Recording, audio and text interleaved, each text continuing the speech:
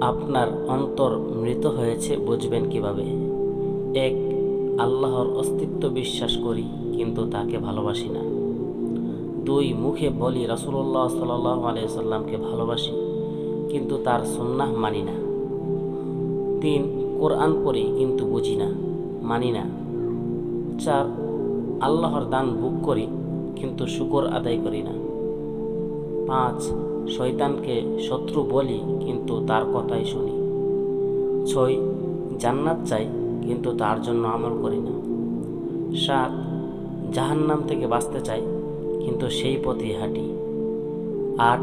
মৃত্যুকে সত্য মানি কিন্তু তার জন্য প্রস্তুত হই না। ৯.